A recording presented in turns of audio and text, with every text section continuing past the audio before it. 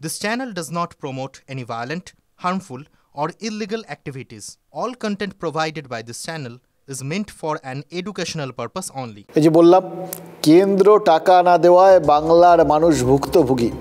কোথাও গিয়ে তৃণমূলের এই প্রচারটা সাধারণ মানুষের মনে কিন্তু গেঁথে যাচ্ছে। গেঁথে যাওয়াটা সহজ, তার কারণ মানুষের মনে সেটাই গাঁথে যেটার তারা ভুক্তভোগী। সত্যি তো, তাদের বাড়িঘর নেই, হয়নি, বা যেটুকুনি ছিল কাঁচা মাটির বাড়ি যা কিছু সেগুলো ভাঙা পড়ে গেছে, এই টর্নেডোর ধাক্কায় দেওয়াল ফেওয়াল পড়ে গেছে। মোদ্দা কথা, মাথার ওপর থেকে যে চালটা ছিল সেটা গেছে। তারা ভুক্তভোগী, প্রতি মুহূর্তে ভুগছেন। আর ভুগছেন বলেই এই প্রচারটা সহজে তাদের মনে গেঁথে যাচ্ছে। তারা বুঝতে পারছেন কোথাও গিয়ে যেটা তৃণমূল বলছে যখন, তাহলে নিশ্চয়ই এটা কেন্দ্রীয় সরকার টাকা দেয়নি বলে এটা হয়েছে, টাকা দিলে হয়তো হতো না। এটা বিজেপির নেতাকর্মীরাও কিন্তু উপলব্ধি করছিলেন। তারা বুঝতে পারছিলেন যে গোটা ব্যাপারটা ক্রমশ তাদের বিপক্ষে কোথাও যাচ্ছে। ওপর থেকে যারা ভাবেন তারা অন্যরকম ভাবেন, কিন্তু যারা ওই নিচের তলায় কাজ করেন সাধারণ মানুষের জন্য, সাধারণ মানুষের সঙ্গে থেকে, এবার তারা কিন্তু বোঝেন আসল সমস্যাটা কী। দুর্ভাগ্যের বিষয়, সেটা সবসময় ওপরতলা অবধি ঠিকভাবে পৌঁছয় না। কিন্তু গতকাল প্রধানমন্ত্রী যখন এ রাজ্যের বিজেপি কর্মীদের সঙ্গে কথা বলছিলেন ফোনে, তখন মালদা দক্ষিণের এক কর্মী বিষয়টা কিন্তু তুলে ধরেন। ওই বিজেপি কর্মী প্রধানমন্ত্রীকে বলেন যে তৃণমূলের এই প্রচারটা গ্রামের মানুষ কিন্তু বিশ্বাস করছেন। মানুষ ভাবছে যে কেন্দ্র ইচ্ছে করে টাকা দিচ্ছে না। এবার এই রাস্তাটা তিনি চেয়েছিলেন যে একটু প্রধানমন্ত্রী তাদের রাস্তা দেখান কিভাবে এই প্রচারের তারা জবাব দেবেন। প্রধানমন্ত্রী ওই বিজেপি কর্মীকে দুটো রাস্তা বাতলে দিয়েছিলেন। এক, বাড়ি বাড়ি গিয়ে মানুষকে বোঝাতে হবে যে এটা আসলে তৃণমূলের জন্য হয়েছে। রাজ্যের তৃণমূল সরকার এই সমস্ত প্রকল্পের যে টাকাগুলো কেন্দ্রীয় সরকার পাঠিয়েছে সেগুলো সব খরচ করে ফেলেছে, সেগুলো নিয়ে দুর্নীতি হয়েছে, কিন্তু তার কোনো খরচের হিসেব নেই, হিসেব দিচ্ছে না, সেই জন্যই সেখানে তাদের আর টাকা দেওয়া যাচ্ছে না। মোদ্দা কথা হচ্ছে যে গোটা বিষয়টার পেছনে দুর্নীতি রয়েছে, দুর্নীতি করেছে বলেই হিসেব নেই কোনো কিছু। এই বার্তাটা পাল্টা প্রচারে মানুষের মনে গেঁথে দিতে হবে যে ওরাই দায়ী, এই রাজ্য সরকার, এই তৃণমূল, এদের দুর্নীতির জন্যই সাধারণ মানুষ টাকাটা পাচ্ছেন না। দ্বিতীয় রাস্তাটা যেটা প্রধানমন্ত্রী বাতলে দিয়েছিলেন সেটা হলো তিনি বারবার আসবেন। মানে টাকা এখন না এলেও তিনি যে আসবেন তাতেই বাংলার মানুষ বিশ্বাস করবে যে প্রধানমন্ত্রী যখন আসছেন ভবিষ্যতে টাকাও নিশ্চয়ই আসবে, মানুষ আশ্বস্ত হবেন। তিনি যখন এরকম গুরুত্ব দিচ্ছেন আশ্বস্ত হওয়াটাই স্বাভাবিক।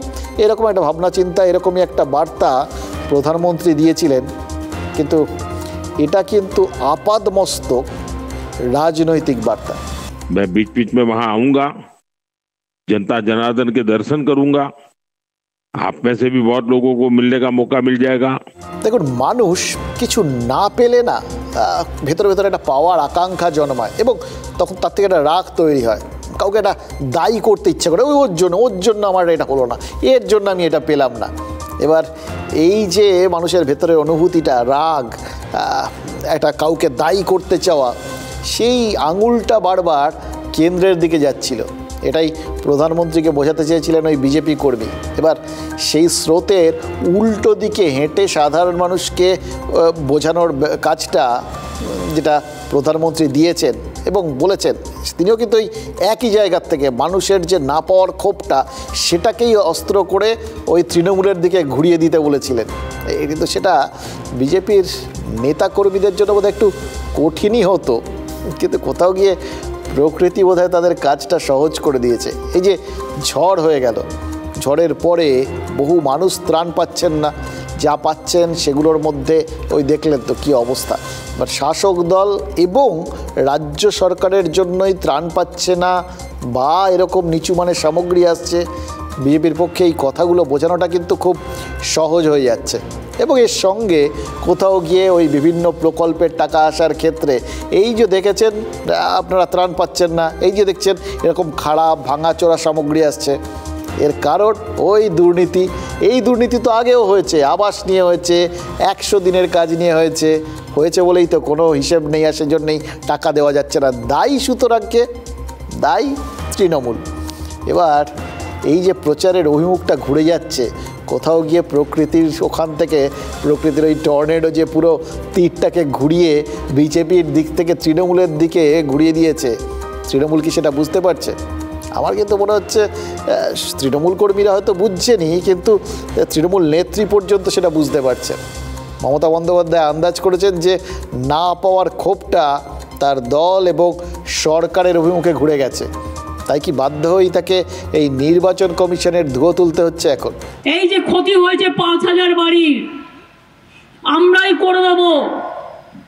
শুধু ইলেকশন কমিশনের কাছে রিকোয়েস্ট আছে, এটাকে ঝুলিয়ে রাখবেন না। মানুষগুলো রাস্তায় পড়ে আছে, স্কুলে পড়ে আছে, তাদের টাকাটা দিতে পারলে সরকার প্রশাসন হাত দিয়ে দেবে, তাহলে ওদের বাড়িগুলো হয়ে যাবে।